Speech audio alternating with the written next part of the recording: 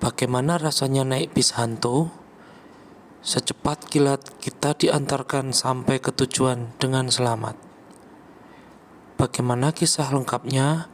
Ikuti hanya di channel EF Untold Story. Tapi sebelumnya, mohon bantuan teman-teman untuk berkenan like, komen, dan subscribe channel ini agar channel ini bisa berkembang dan bertumbuh. Terima kasih.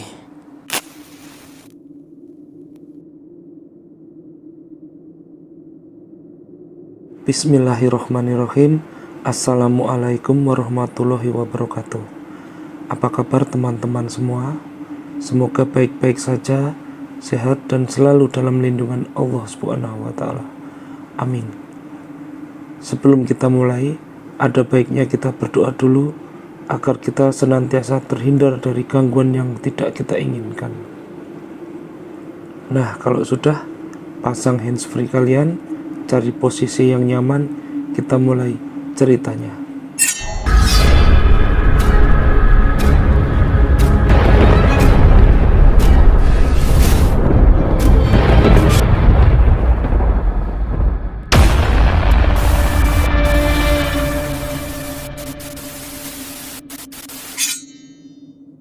Naik bis hantu ke Terminal Bungurasih, Surabaya. Cerita berikut ini kebetulan saya alami sendiri bersama dengan saudara saya yang bernama Mas Willy. Jadi kejadian ini terus terang saya lupa sekitar 97, 98, 99. Sekitar tahun-tahun itu karena saya masih sekolah SMA. Dan Mas Willy ini 2 tahun di bawah saya. Jadi bisa jadi dia masih SMP atau mungkin kelas 1 SMA. Untuk tepatnya terus terang kami lupa, tapi cerita ini tetap kami ingat sampai sekarang. Baik, sebelumnya saya mau disclaimer dulu. Di sini saya adalah orang biasa, tidak punya kemampuan lebih, tidak punya indera keenam atau kemampuan apapun itu. Namun kebetulannya sering mengalami hal-hal gaib, hal-hal yang aneh dan mistis, di luar logika dan tidak masuk akal. Salah satunya yang akan saya ceritakan ini, baik ceritanya begini. Pada tahun 97, waktu itu saya masih sekolah dan saya tinggal dan stay di Jogja. Jadi ketika saya mau pergi kemana, biasanya dianterin orang tua atau saudara atau naik kendaraan pribadi. Dan saya memiliki saudara sepupu yang tinggal di Semarang, namanya Mas Willy. Dari kecil kami sangat akrab. Mas Willy ini adalah anak dari Pak D saya. Pak D saya, bapaknya Mas Willy itu kakak ibu saya. Dan kami dari kecil sangat akrab. Ketika keluarga dari Semarang berkunjung ke Jogja, kami selalu bermain bersama. Ataupun dari keluarga dari Jogja, bapak ibu saya silaturahmi ke Semarang, juga kami selalu meluangkan waktu bermain bersama. Sampai akhirnya kami beranjak ABG dan kami sering berpetualang, bisa dikatakan berpetualang bersama. Dan waktu itu kami sering kemana-mana naik angkutan umum, termasuk bis kota ya. Berapa kali kita ke Malioboro naik bis dengan tidak hanya satu bis, tapi kita bahasanya tuh oper. Jadi ke satu titik, kemudian kita pindah bis, kita jalan ke Malioboro, nanti pulangnya naik bis yang jurusan lain, sambil jalan-jalan gitu maksudnya. Nah, tidak hanya di dalam kota, kami juga sering jalan-jalan di luar kota.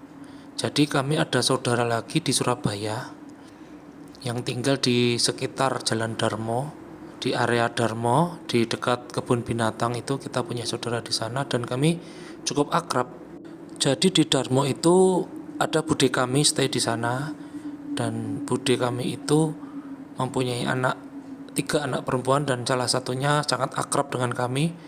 Ketika kami mau ke Surabaya, biasanya kita naik bis malam, bis patas ya.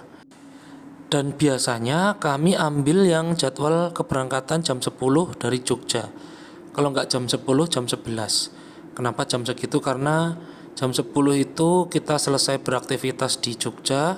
Kemudian di perjalanan kita tidur istirahat, dan paginya kita udah sampai di tempat tujuan, bisa melakukan aktivitas selanjutnya.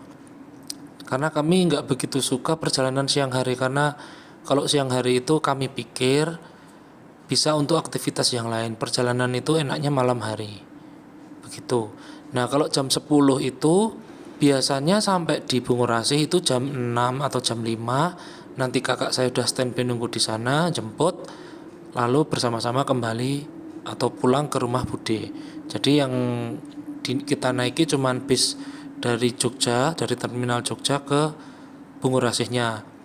Dari Bungurasihnya ke rumah Bude itu dijemput pakai mobil oleh kakak saya. Nah, untuk catatan saja, pada tahun segitu komunikasi belum seperti sekarang ya. Jadi ketika kita mau ada perubahan jadwal atau ada halangan, kita nggak bisa serta-merta memberi kabar kepada kakak kita yang ada di Surabaya. Biasanya kita cari wartel ya, wartel. Karena untuk telepon interlokal harus wartel ya. Kalau telepon umum koin kayaknya nggak bisa. Jadi kita kalau mau ngabari luar kota itu selalu larinya ke wartel atau warung telekomunikasi. Nah, singkat cerita, pada suatu hari, pada saat liburan tiba, kami merencanakan, saya dan Mas Willy merencanakan, jadi biasanya yang kita berangkat ke Surabaya itu dari Jogja. Nah, ini kita membuat perubahan, yaitu saya dari Jogja menuju ke Semarang, ke tempat Mas Willy. Kemudian kita jalan-jalan dulu seharian di Semarang. Baru setelah itu malamnya kita berangkat menuju ke Surabaya. Jadi yang biasanya kita udah biasa berangkat dari Jogja, yang ini kita belum pernah berangkat dari Semarang. Tetapi kita tahu kalau bis yang menuju ke Surabaya itu ada. Biasanya melewati Solo 24 jam itu. Nah, lalu kemudian kita berkoordinasi dengan telepon rumah waktu itu.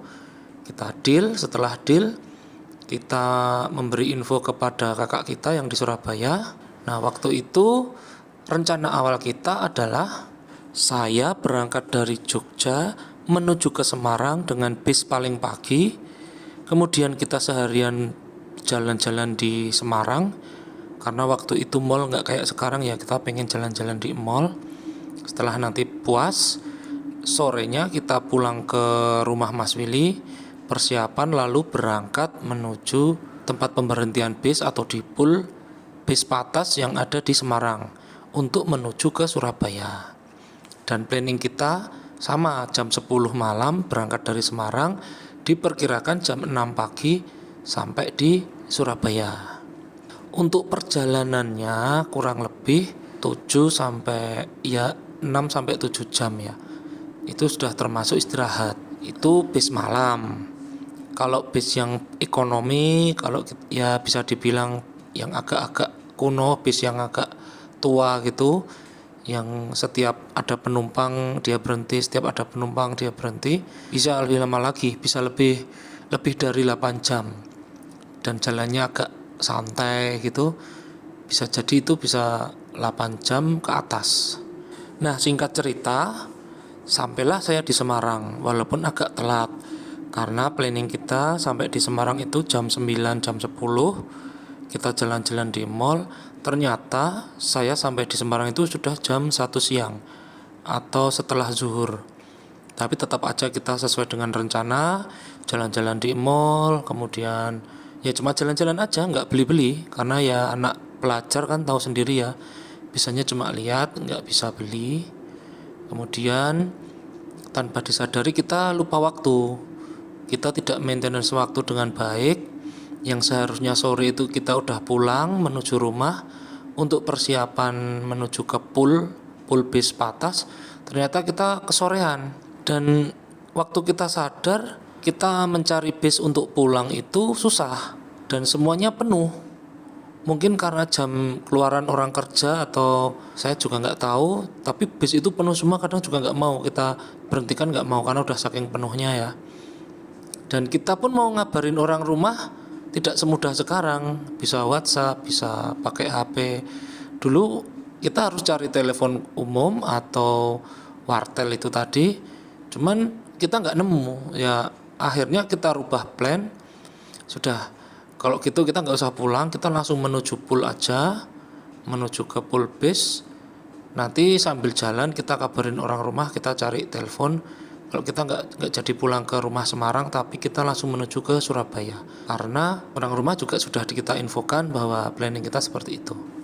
Tapi di luar dugaan, ternyata bis yang menuju ke pool bis Patas itu nggak lewat-lewat, dan bahkan malah kita dapat bis yang menuju ke arah rumah. Akhirnya kita naik bis itu, kita berubah lagi plannya. Memang anak labil waktu itu kita. Begitu kita naik bis yang ke arah rumah, kita pulang, sampai di rumah itu sudah maghrib. Yang kita rencananya jam 4 sore kita berangkat menuju Surabaya, maghrib itu baru sampai di rumah Semarang. Setelah itu seperti biasa, bude saya atau ibunya Mas Willy itu pasti nggak boleh berangkat kalau belum mandi, belum makan, dan lain-lain sebagainya. Segala tetek bengek itu akhirnya kita bisa berangkat jam 9 malam dan tidak jadi ke pool yang kita maksud. Jadi kita hanya keluar ke titik tempat perhentian bis yang belum tentu bis itu mau, karena sudah malam, bis Patas sudah pada lewat jamnya. Kemungkinan besar yang lewat itu cuma bis ekonomi yang biasa, karena kalau udah di jam sekian itu bis Patas sudah nggak mau berhenti, karena itu sudah wilayahnya jam kerjanya bis ekonomi. Akhirnya kita tunggu di pool yang seadanya itu. Ya bisa dibilang itu tempat nongkrongnya tukang ojek atau tukang becak gitu ya. Ya tempat naik turun penumpang bis. Tapi ya karena kita terpaksa biar planning kita tetap berjalan, ya kita jalani. Dan karena seharian kita jalan-jalan di Semarang, badan kita capek, sampai akhirnya kita menunggu bis nggak dapat-dapat, kita berdua ketiduran di situ. Kita berdua ketiduran dan bangun-bangun. Waktu itu saya nggak sadar, saya dibangunkan oleh kakak saya itu, Mas Willy itu. Dek, bangun dek, itu ada bis. Akhirnya saya bergegas masuk, dan karena saya masih bangun tidur ya, dan ternyata saya lihat mukanya Mas Willy juga, dia juga bangun tidur, nyawanya masih belum ngumpul. Kita main masuk aja ke dalam bis. Setelah di dalam bis, saya baru sadar ternyata bisnya itu bis ekonomi yang memang kondisinya itu hancur. Maksudnya sudah sangat kuno sekali, ya mungkin sudah saatnya dibesi tuakan. Tapi karena nyawa kami belum ngumpul, ya mau nggak mau, dan kita niatnya mau melanjutkan tidur, akhirnya ya kita naikin aja, kita nikmatin saja. Tapi sebelum tidur kita memastikan ke kondekturnya, Mas, ini berdua turun Surabaya ya? Ini ke Surabaya kan? Nah waktu itu kondekturnya nggak jawab apa-apa, cuma mengangguk saja tanpa bicara apapun. Dan terus terang saya kurang memperhatikan penumpang yang lain ya, karena memang kondisi kita bangun tidur dan masih setengah watt itu. Ya cuman kita merasa itulah adalah bis yang normal, ya cuman agak kondisinya kurang layak gitu. Dan akhirnya saya sama Mas Willy memilih kursi paling belakang untuk bisa tidur dan selonjoran. Dan kita berdua waktu itu memakai sendal. Memang salah sih, bepergian keluar kota naik angkutan umum pakai sendal itu salah, harusnya memakai sepatu. Tapi ya gimana ya, namanya anak muda waktu itu. Kita memakai sendal, dan sendal kita copot di bawah. Kemudian kita tiduran di kursi paling belakang, kita selonjor. Udah kita tenang karena kita udah bilang ke kondektur dan sekalian bayar. Saya lupa waktu itu bayar berapa, cuman sesuai normal, sesuai dengan harga bis ekonomi waktu itu. Mas, saya Bung Rasih ya mas. Lagi-lagi mas kondektur cuma mengangguk pelan. Tapi nggak apalah, kita anggap itu sudah memahami permintaan kita. Nah sebelum tidur saya melirik jam tangan saya, dan alangkah kagetnya saya, ternyata jam tangan saya itu sudah jam 2 malam. Yang perkiraan saya itu jam 9, jam 10 karena tadi terlelap sebentar di pool bis. Ternyata saya tidurnya lama. Ternyata saya tidurnya lebih dari 3-4 jam. Dan mulai naik ke bis ini start jam 2 malam.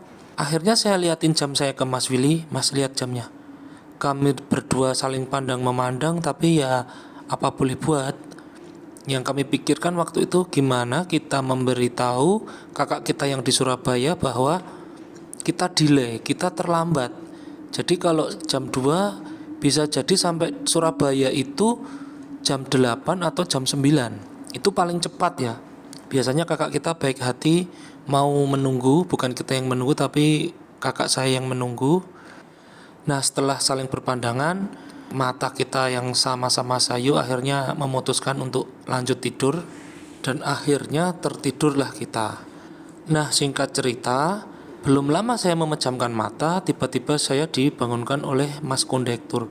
Digoyang-goyanglah badan kami berdua, dan kebetulan saya yang bangun terlebih dahulu. Karena Mas Willy itu memang dibangunkannya agak susah ya. Saya bangun, saya langsung melihat jam, saya pikir itu sudah sampai di Bungurasih. Saya lihat jam, masih jam 3 lebih. Loh, kok masih jam 3? Berarti ini Solo. Asumsi saya 1 jam itu Semarang Solo. Kenapa? Karena saya melihat banyak penumpang yang turun. Karena Solo salah satu titik di mana penumpang naik dan turun itu banyak. Makanya saya berasumsi bahwa ini sampai di Solo. Saya komplain dong. Kenapa Mas kok bangunin? Saya Surabaya Mas, Surabaya. Masnya cuma diam, Mas kondektur itu cuma diam, cuma menatap saya. Kemudian dia menunjukkan suatu tulisan, sebuah tulisan plakat gitu di luar bis. Ditunjukkanlah ke arah saya. Saya baca, Terminal Purbaya. Hah, Purbaya, berarti Bungurasih dong. Akhirnya saya bangunkan Mas Willy. Mas Willy, bangun. Akhirnya dia bangun. Udah sampai. Dia bangun, kemudian dia pakai sendal, saya juga pakai sendal. Turunlah saya. Ternyata sudah sampai Bungurasih. Saya turun. Begitu turun, kita masih setengah watt. Mas Willy juga setengah watt. Dia nanya, kok cepet ya dek? Oh, aku juga nggak tahu. Nah, waktu itu kita bingung. Kita mau telepon kakak kita yang di Surabaya, kita cari wartel. Karena kita minta dijemput jam 3. Karena janjian awalnya itu jam 6 pagi. Akhirnya kita nyari wartel. Kita berkeliling, ternyata entah nggak ada, entah kita nggak nemu, entah memang belum buka ya, atau memang kebetulan tutup. Kita nggak nemu sama sekali. Kemudian kita ditawari, didatengin oleh, biasalah di terminal itu ada semacam calo-calo gitu. Mas mau kemana Mas? Yuk saya anterin gitu. Enggak, saya jawab dengan sopan. Enggak mas, kita udah dijemput, bilang gitu. Masnya tadi dari mana? Ditanya sama itu calo. Dari Jogja Mas. Naik apa? Karena di situ katanya bukan tempat berhentinya bis dari Jogja. Itu naik bis itu, saya cuma asal nunjuk aja. Mana nggak ada bis masuk dari tadi katanya. Oh ada kok. Waktu itu saya memang nggak saya nggak mau ngelihat karena saya anggap ya itu cuma ngajak saya ngobrol biar saya tertarik untuk memakai jasa dia. Itu adalah teknik marketingnya dia. Jadi saya semacam agak mencuek-cueki gitu ya. Kemudian setelah kita berjalan, kita saling ngobrol sama Mas Willy. Ini kalau kita telepon juga kasihan, nanti yang jemput juga mungkin belum bangun. Gimana kalau kita naik bis aja gitu? Oh ya, bolehlah naik bis. Nah, di situ ada bis Damri di 2 lajur. Begitu saya naik bis mau menuju bis Damri, mas calonnya tadi bilang, katanya dijemput kok, jalannya ke arah situ. Kalau dijemput tuh nggak ke situ, itu kamu naik angkutan umum, bilang aja nggak mau katanya. Ya saya cuekin aja lah. Sambil dia bilang, oh, mau tidur di terminal juga nggak masalah katanya, dengan bahasa Jawa Timurnya ya. Kemudian saya naik salah satu bis Damri itu yang masih sepi. Kenapa? Karena saya mau lanjut tidur. Cari yang sepi aja lah, duduk. Yang satunya lagi ada beberapa orang yang sudah naik, seperti orang-orang yang mau ke pasar gitu. Tapi ya kita cari yang sepi aja lah, biar bisa duduk nyaman, bisa selonjor gitu, maksudnya seperti itu. Nah setelah duduk agak lama, seiring berjalannya waktu, ternyata bis itu nggak segera jalan. Dan ternyata bis di samping kita itu penumpangnya semakin isi. Ternyata sepertinya yang berangkat duluan itu malah bis yang sebelah. Cuman kita mau pindah, saya ragu sama Mas Willy, gimana? Pindah nggak? Nggak usahlah, di sini aja. Jelas-jelas ini jalurnya pasti ke arah Darmo, karena tujuan saya ke arah Darmo. Tempat bude saya itu di Darmo. karena bisnya tidak kunjung terisi penumpang dan tidak segera berangkat. Di situ ternyata kekantuan saya hilang dan saya mulai berpikir apa yang baru saja saya alami. Saya dari Semarang jam 2 sampai di sini, sampai di Bungurasih jam 3. Berarti cuma 1 jam dong. Apa iya Semarang, Surabaya 1 jam? Misalkan bis itu ngebut sengebut apapun, apa mampu dia dengan kondisi bis yang sudah reot seperti itu, dengan apakah mampu kecepatannya melebihi bis patas? Yang kedua, kalau misalkan pun benar bis itu ngebut, otomatis sandal saya yang saya taruh di bawah di samping saya pasti bergeser, pasti berpindah tempat. Karena saya beberapa kali mengalami bis yang ngawur, bis yang ngebut. Biasanya kalau ngebut itu sepaket sama ngerem mendadak. Nah itu sandal saya itu bergeser maju semakin maju bahkan sampai di belakangnya sopir. Pengalaman saya seperti itu. Nah ini perjalanan 1 jam dari Semarang ke Surabaya, bisa-bisanya sandal saya tetap rapi di tempat dan sandalnya Mas Willy juga sama, masih di tempat yang sama tanpa bergerak sedikit pun. Jadi seolah-olah kita itu cuma tidur sebentar terus dibangunin udah sampai. Bahkan capeknya kita itu belum hilang. Nah karena mulai berpikir dan berasumsi yang tidak-tidak, waktu terasa begitu cepat dan akhirnya bis itu berangkat setelah adzan subuh. Waktu itu sekitar 4:30 kalau nggak salah berangkat, dan kami pikir setelah melewati Bundaran Waru, bis itu harusnya menuju ke arah Jalan Raya Darmo. Tapi ternyata enggak. Kita ternyata salah bis. Kita salah naik bis. Jadi setelah Bundaran Waru dia menuju ke arah lain. Kalau nggak salah arah ke Sidoarjo. Saya kurang tahu ya, saya kurang apal wilayah di Surabaya dan sekitarnya. Cuman yang jelas waktu itu kita salah naik bis. Tapi karena kita sudah terbiasa kesasar ya, kita cuma saling pandang memandang. Kita bilang ke kondekturnya bis Damri, Pak, kita di titik berikutnya yang bisa berhenti kita minta berhenti. Oke, begitu bis berhenti kita turun dan alhamdulillahnya kita menemukan wartel yang sudah buka waktu itu ya. Walaupun masih pagi buta, wartelnya udah buka. Kita langsung telepon kakak kita dan kebetulannya dia sudah mau berangkat untuk menjemput kita di Bungurasih. Tapi kita kabari kalau kita itu nggak di Bungurasih. Lalu di mana? Kita nggak tahu nama daerahnya. Akhirnya cuma disuruh baca toko yang paling besar apa atau kantor pemerintahan itu tulisannya apa. Saya disuruh nunggu di situ. Dan singkat cerita, akhirnya kami dijemput. Kita pulang ke rumah Bude yang ada di Darmo dengan selamat.